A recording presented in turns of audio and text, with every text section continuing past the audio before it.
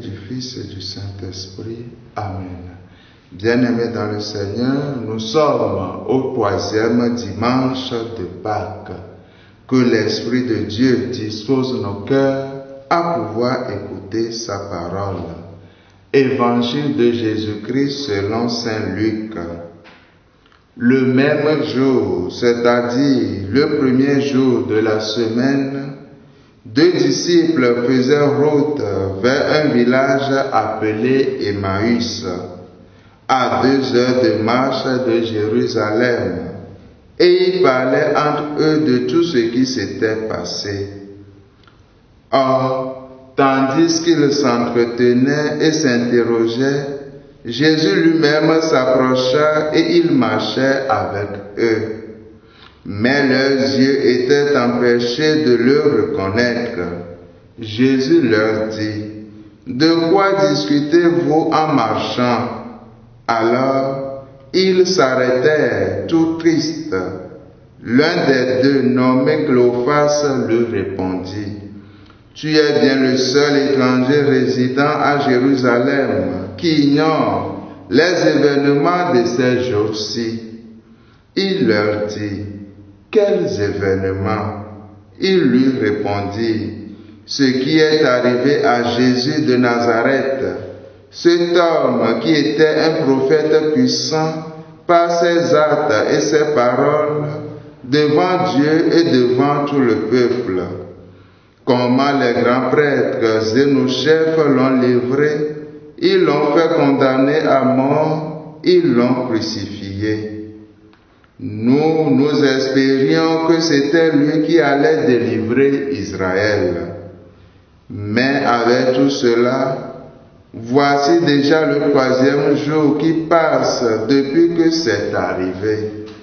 À vrai dire, des femmes de notre groupe nous ont remplis de stupeur quand dès l'aurore, elles sont allées au tombeau. Elles n'ont pas trouvé son corps. Elles sont venues nous dire qu'elles avaient même eu une vision, des anges qui disaient qu'il est vivant. Quelques-uns de nos compagnons sont allés au tombeau et ils ont trouvé les choses comme les femmes l'avaient dit. Mais lui, ils ne l'ont pas vu. Il leur dit alors, « Esprit sans intelligence, comment votre cœur est lent à croire tout ce que les prophètes ont dit? Ne fallait-il pas que le Christ souffrit cela pour entrer dans sa gloire? Et pourtant de Moïse et de tous les prophètes, il leur interpréta dans toute l'Écriture ce qui le concernait. Quand ils approchèrent du village où ils se rendaient, Jésus fit semblant d'aller plus loin, mais ils s'efforçaient de le retenir.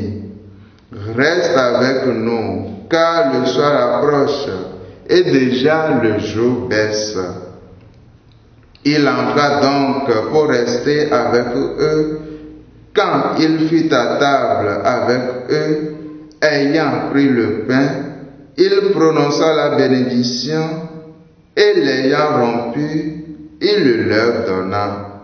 Alors leurs yeux s'ouvrirent et ils le reconnurent, mais il disparut à leur regard.